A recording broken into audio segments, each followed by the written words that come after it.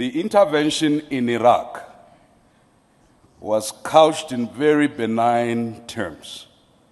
The intervention in Libya was couched in benign terms.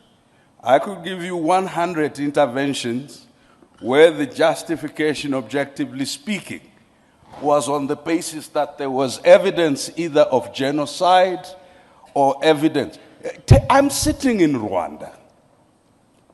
The international community stood by as the genocide against the Tutsi happened. Yet in the same year, they were intervening in West Africa. The construct of benign and malign is controlled and related to the question of narrative and strategic self-interest.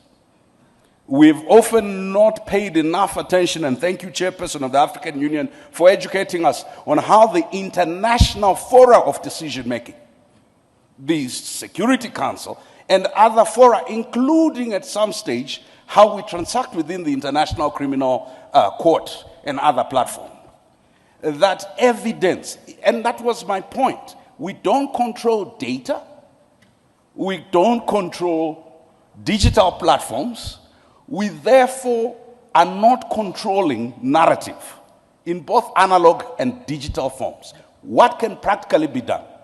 We do need to speak to Europeans, not as victims, because the erasure of the contribution in European consciousness of Africans to modernity and civility has constructed a white supremacist view that sees the evolution of modernity as a singularly European contribution.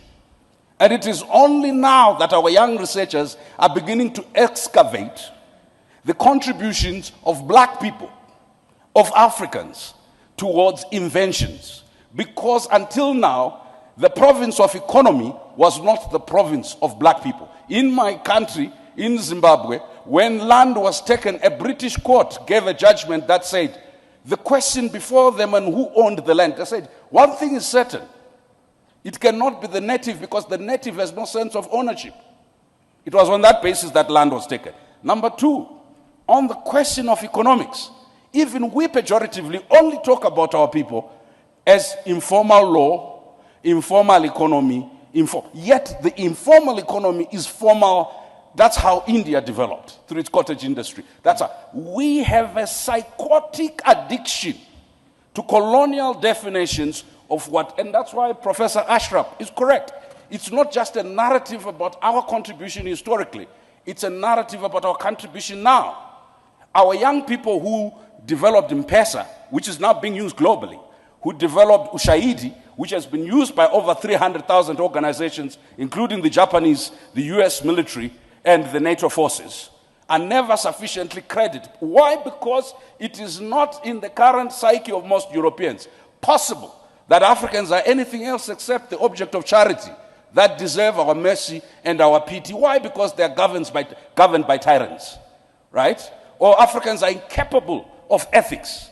And we've constantly said that Switzerland, which received the Abacha loot, which received the loot from the then Zaire and now DRC, has constantly been ranked in anti-corruption indices as the cleanest country in the world. PLO and I are lawyers. The receipt of stolen property is theft at law. How is it that you will have Nigeria and Kenya ranked so far, and yet the country that receives the money ranked so up? I think that if you're changing narrative, you also have to change behavior. Our African leaders and citizens constantly confirm the European caricature, an object of pity. When we come into this spaces, we can never transact revolution in courtesy. I like to be civil, to be courteous, right? But each time I start pointing to atrocities committed by African governments, the Europeans and the Americans cheer me up. Each time I refer to the historical atrocities and continuing atrocities committed first by governments and by companies that are dumping cyanide into our underground water and nuclear waste, right? You know what it is said? This is retrogressive. It's undermining investment. It's listen, we cannot win the narrative battle by arguing in pockets. They are happy us talking about our localized, indigenized oppression. They are never happy us talking about the question of distribution and redistribution, of the global economy, of global power.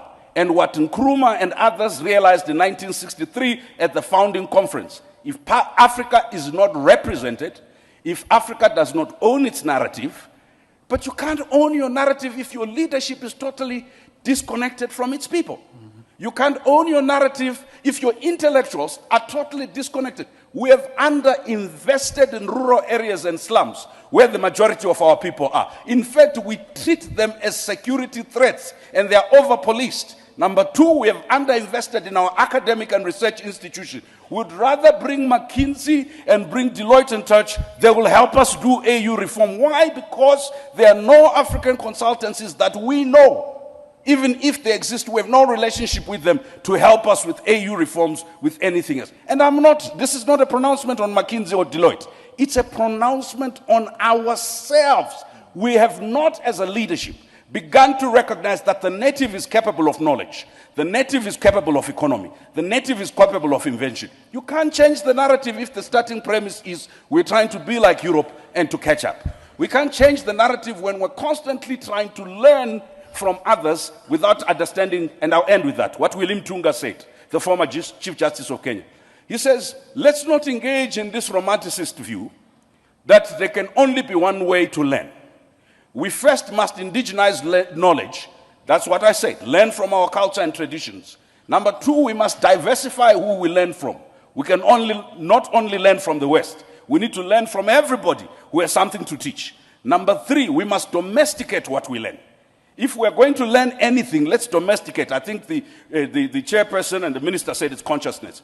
Narrative is first and foremost by realizing self-worth, self-belief, and looking inward so that when you look outward, it is to supplement not a vacuous state of nothingness and inferiority, but it is to supplement a very stable, solid foundation where your culture, where your values, where your value for people is important.